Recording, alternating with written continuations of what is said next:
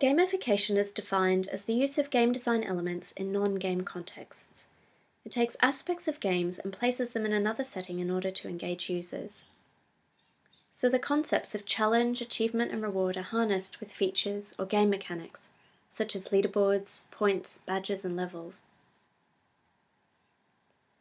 Gamification has been adopted with fervour by marketers in order to increase customer engagement and brand loyalty, such as frequent flyer schemes. Foursquare is an example of gamification. It's a mobile app designed to get users to interact with their environment and with their social network. It encourages users to check in to various locations and share that information with their friends, rewarding users with points, badges, and online rewards. Gamification relies heavily on extrinsic motivation, such as rewards for redeemable points and achievement badges, which are instrumental in initiating behaviour. Intrinsic motivation, however, is required for long-term engagement.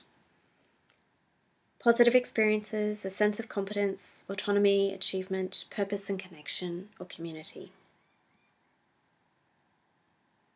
Enthusiasm for gamification and predictions for its application are huge. Information technology analysts Gartner predict that up to 70% of Global 2000 companies will be implementing gamification strategies in the next 5 years. Its use has recently extended to government, health and wellness, organizational culture, and education. In fact, in 2011, a unit of the Masters of Information Technology at QUT, INN333 Information Programs, was gamified for a week.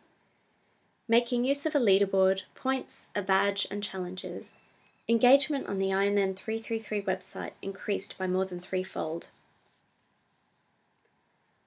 Libraries have jumped on the games bandwagon with enthusiasm, engaging the community by providing video games consoles, gaming clubs, and holding tournaments.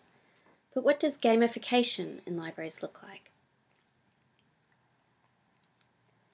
State Library of Queensland's own secret SLQ app uses mobile technology to engage visitors in a treasure hunt. Players compete for points, answering questions about the library's collection as they explore SLQ spaces and clamber for a place on the leaderboard. British Library has an online game, Race for Knowledge, where participants select an avatar from British history, such as Boudica, William Shakespeare, or Queen Elizabeth I. Players compete for points and a position on the leaderboard by undergoing a 4-step training program, testing their general knowledge, and learning interesting facts along the way. The game highlights items from the library's collection.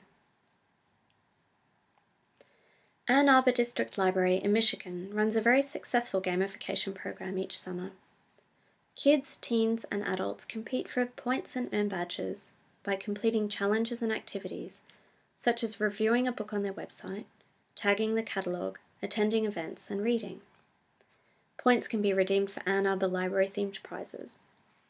It generates tremendous excitement in the community. The Summer Games message board receives hundreds of posts every week. Game designer Jay McGonigal created a game for the New York Public Library, Find the Future.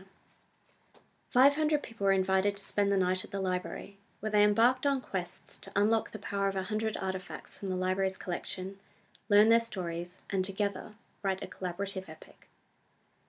An online game was also developed for players to participate either virtually or within the library spaces. Find the Future represents the best elements of games, utilising mobile technology, social media, a sense of achievement, and collaboration. Like any hyperbolic trend, gamification has suffered a backlash, primarily from game designers themselves. In fact, Jay McGonigal says, "I don't do gamification." Critics of gamification cite the overuse of extrinsic rewards, or extrinsic manipulation, focusing on the superficial aspects of games and forgetting about the complexities of game design and human motivation. Academic and games designer Ian Bogost calls this veneer of games slapped onto a product exploitationware. Adding points or a leaderboard to a website does not a game make.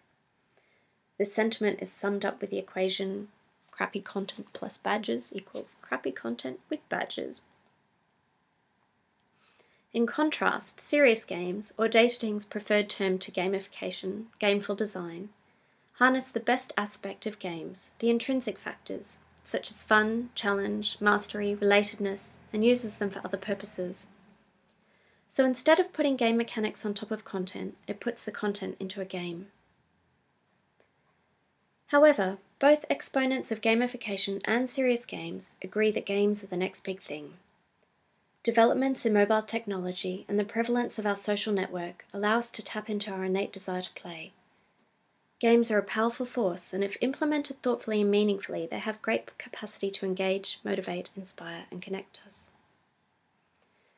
As Datating suggests, even if gamification will ultimately prove to be a fad, it helps to move our current thinking on games for impact forward in two crucial ways, regarding how gameplay facilitates learning and engagement, and regarding the scope of what game-based interventions could and should encompass.